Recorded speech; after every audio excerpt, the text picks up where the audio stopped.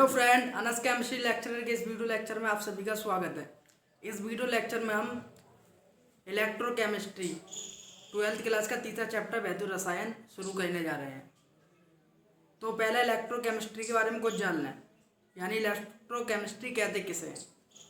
तो रसायन विज्ञान की वह शाखा जिसके अंतर्गत वैद्युत ऊर्जा को रासायनिक ऊर्जा में और रासायनिक ऊर्जा में वैद्युत ऊर्जा में कन्वर्ट किया जाता है, यानी बदला जाता है, क्या कहलाता है वैद्युत रसायन। जैसे एग्जाम्पल देखिए, एक आध मैं समझाता हूँ आपको।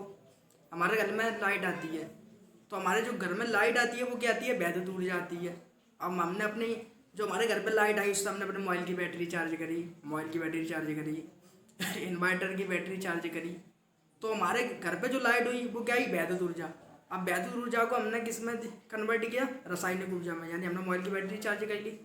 जब हमारी मोबाइल की बैटरी चार्ज हो गई, अब क्या फिर लाइट से चलता है हमारा मोबाइल? नहीं, हमारे जो मोबाइल चलता है वो हमारी किससे चलता है, मोबाइल की बैटरी से। हमारे घर की जब लाइट चली जाती है तो हमारा किससे चलता है, घर के बल्ब, बिजली किससे चलती है, हमारे घर की जो LED होती हैं लाइटें किससे चलती हैं, इन्वर्टर से। तो जो हमारे घर में वैद्युत आई थी वो वैद्युत पहले किस में कन्वर्ट हुई, रासायनिक ऊर्जा में। जब हमारे घर की लाइट चली गई तो वो रासायनिक ऊर्जा किस में कन्वर्ट हो गई, वैद्युत ऊर्जा में। तो रासायनिक विज्ञान की वह शाखा जिसमें वैद्युत ऊर्जा को रासायनिक ऊर्जा में, वैद्युत ऊर्जा क्या, हमारे घर पे जो लाइट आई हमने उससे अपने मोबाइल की बैटरी को चार्ज कर लिया। हमने अपने मोबाइल की जो बैटरी को चार्ज करा वो किस में कन्वर्ट हुई, रासायनिक ऊर्जा में। यानी जो वैद्युत ऊर्जा आई, हमने अपने घर की मोबाइल की बैटरी, इन्वर्टर की बैटरी को जो चार्ज करा वो किस में हुई, रासायनिक ऊर्जा में। अब लाइट चली गई, अब क्या रह गया हमारे पास, रासायनिक ऊर्जा रह गई। हमारी जो मोबाइल की बैटरी चार्ज थी, हमारे इन्वर्टर की जो बैटरी चार्ज थी, अब हम उनके मोबाइल को चार्ज करके इलेक्ट्रिक से चला रहे हैं, वैद्युत से चला रहे हैं? नहीं, हमारा जो मोबाइल चल रहा है वो किससे चल रहा है, रासायनिक ऊर्जा से। और वो रासायनिक ऊर्जा किस में कन्वर्ट हो गई है, वैद्युत ऊर्जा में।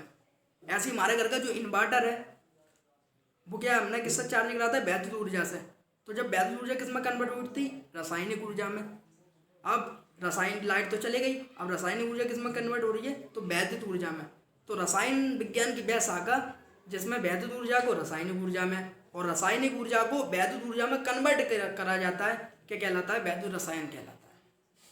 तो चैप्टर हमारा तीसरा, वैद्युत रसायन। इंट्रोडक्शन, पहले परिचय करते हैं हम।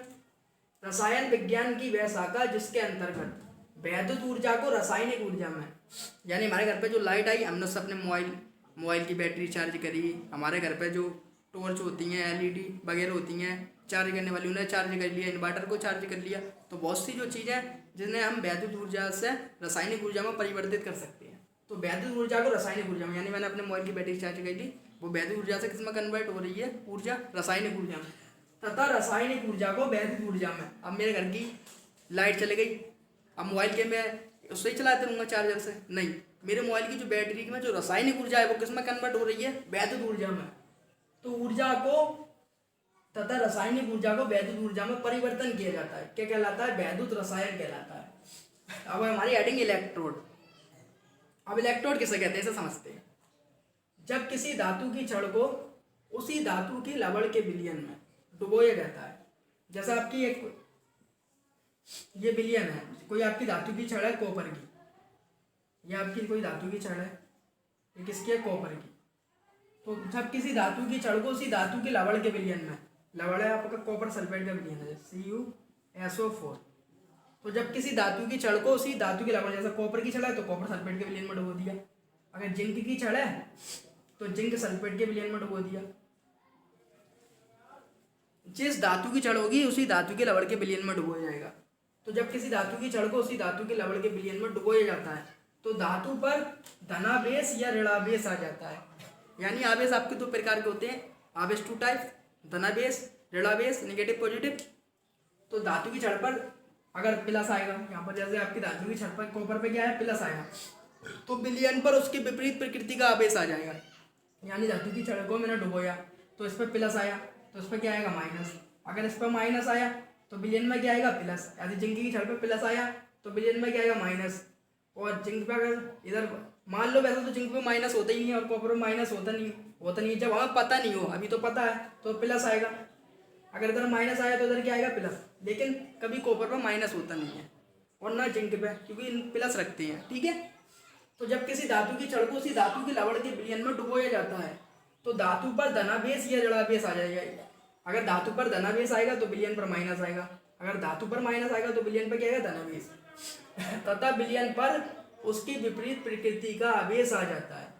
यानी जब किसी धातु की छड़ को उसी धातु के लवण के विलयन में डुबोया जाता है तो धातु पर क्या आया था, धनावेश या ऋणावेश आया था। तथा विलयन पर उसकी विपरीत प्रकृति, यानी छड़ पर प्लस आया तो बेटा विलयन पर क्या आएगा, माइनस। और अगर छड़ पे आपको माइनस आया तो विलयन पर क्या आएगा, प्लस।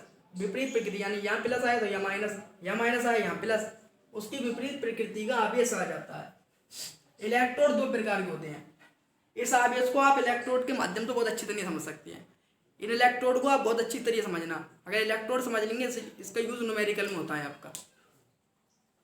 तो इलेक्ट्रोड आपके दो प्रकार के होते हैं, एक होता है आपका एनोड, एक होता है आपका कैथोड। अब एनोड किसे कहते हैं और कैथोड किसे कहते हैं ये समझाता हूँ। जैसा आपकी एक ये अर्धवी क्रिया है,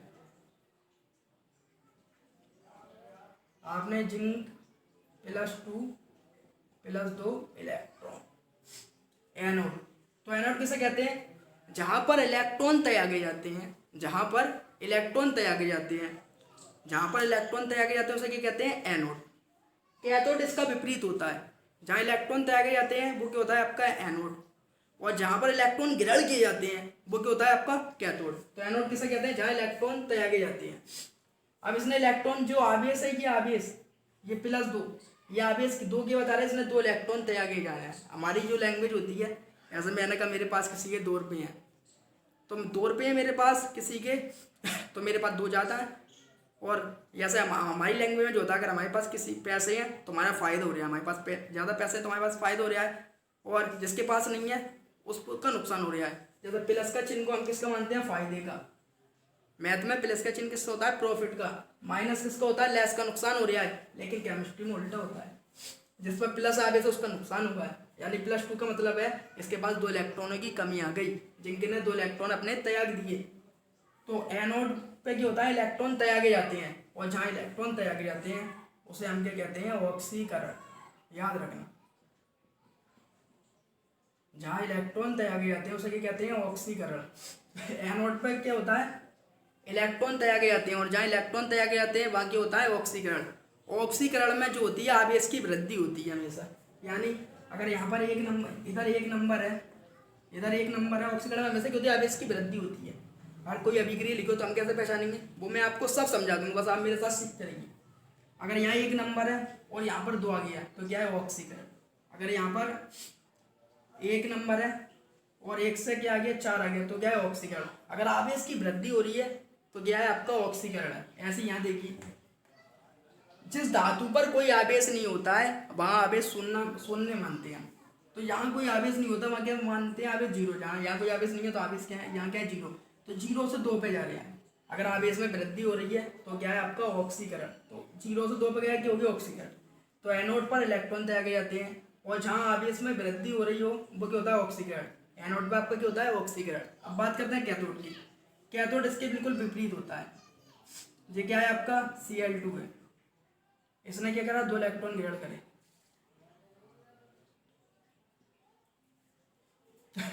और क्या बना दिया, 2Cl नेगेटिव। जब आपका Cl2 है, इसने 2 इलेक्ट्रॉन ग्रहण किया और क्या बना दिया, 2Cl नेगेटिव। तो जहाँ इलेक्ट्रॉन ग्रहण किए जाते हैं, मैंने क्या बताया, जहाँ इलेक्ट्रॉन त्यागे जाएंगे क्या होगा आपका, एनोड।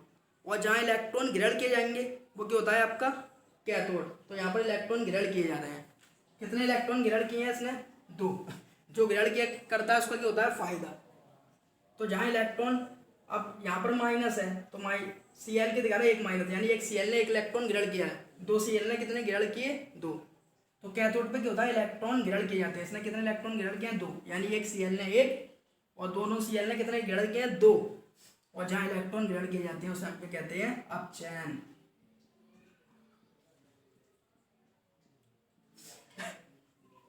अब जो मेन खेल होने वाला है, मेन रोल है, वो ऑक्सीकरण अपचयन का है। ये आपकी अभिक्रिया में आते हैं, कोई रिएक्शन लिखी होगी उसमें आपको ऑक्सीकरण और अपचयन को पहचाना है। इस पर न्यूमेरिकल आते हैं। अगर ऑक्सीकरण अपचयन समझ लोगे तो आप न्यूमेरिकल एकदम आसानी से कर दो, एकदम चूरन हो जाएगा आपके लिए। तो आप बस समझते रहिए आसानी से।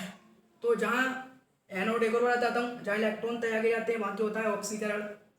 और जहाँ इलेक्ट्रॉन ग्रहण किए जाते हैं, यानी इनने 2 इलेक्ट्रॉन ग्रहण किए, वहाँ जहाँ इलेक्ट्रॉन ग्रहण किए जाते हैं वो क्या होता है, कैथोड। और जहाँ इलेक्ट्रॉन त्यागे जाते हैं इसे हम क्या कहते हैं ऑक्सीकरण, और जहाँ ग्रहण किए जाते हैं उसे क्या कहते हैं अपचयन। अब ऑक्सीकरण अपचयन आप समझेंगे कैसे, ये बताता हूँ। जैसे आपकी ये तीर है, इधर अभिक्रिया हो रही है और इधर ए और बी अभिक्रिया हो रही है। अब आप इन दोनों में पहचाना कि कौन सा ऑक्सीकरण है और कौन सा अपचयन है। जैसे आपकी दो अभिक्रिया हो रही है, एक हो रही है आपकी ए और एक हो रही है आपकी बी।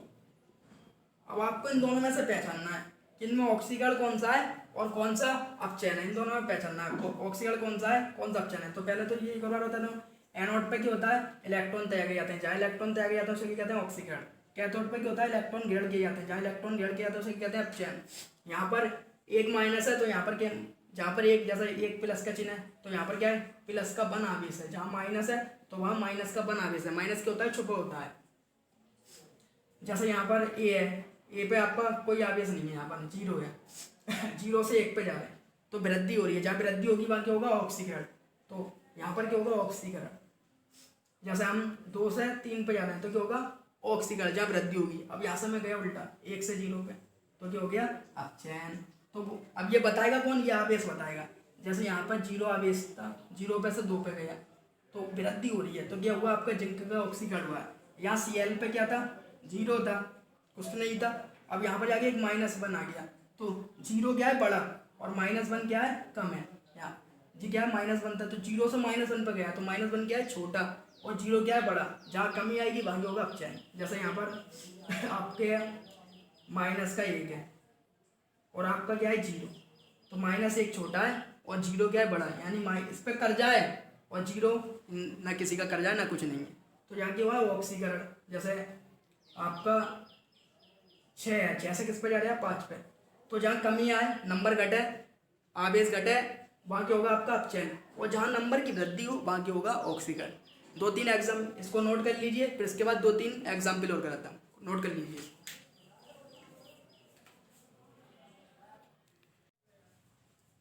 जैसा आपकी ये अभिक्रिया लिखी हुई है, इसमें हमें पहचानना है कि ऑक्सीकरण कौन सा हुआ है और किसका अपचयन हुआ है। इस अभिक्रिया में पहचानना है हमें ऑक्सीकरण किसका हुआ है अपचयन किसका हुआ है। तो यहाँ देखिए जी आपका क्या है जिंक, तो जिस पर कोई आवेश नहीं होता उस पर मैंने बताया था कि मानते 0, और यहाँ पर क्या है 0, तो 0 से किस पर जा रहा है 2, तो वृद्धि हो रही है। 0 से 2 पर जा रहा है तो क्या हो रहा है आपकी वृद्धि। जब 0 से 2 पर जा रहा है तो क्या वृद्धि, तो जिंक का क्या हुआ है आपका ऑक्सीकरण।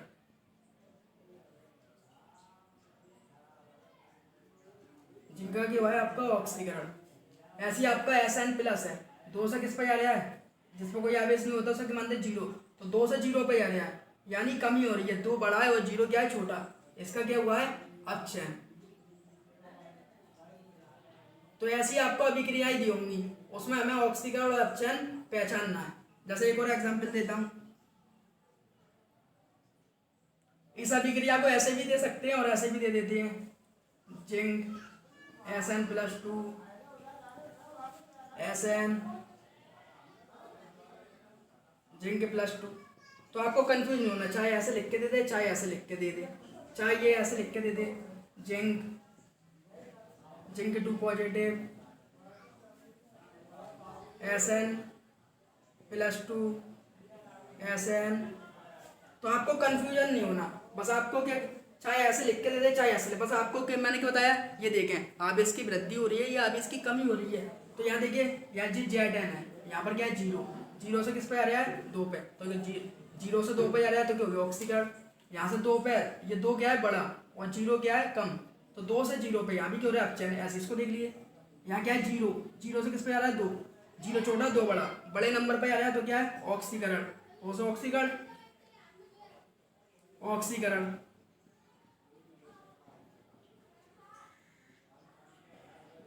और Sn+2 Sn, यहाँ क्या है 2 और यहाँ क्या है 0, 2 से किस पे है 0, कमी हो रही है तो क्या हो गया अपचयन।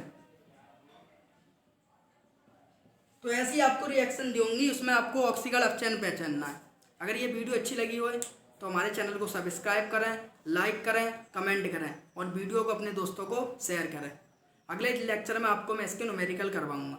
अगर वीडियो अच्छी लगी हो तो अपने दोस्तों को ज़रूर शेयर करें।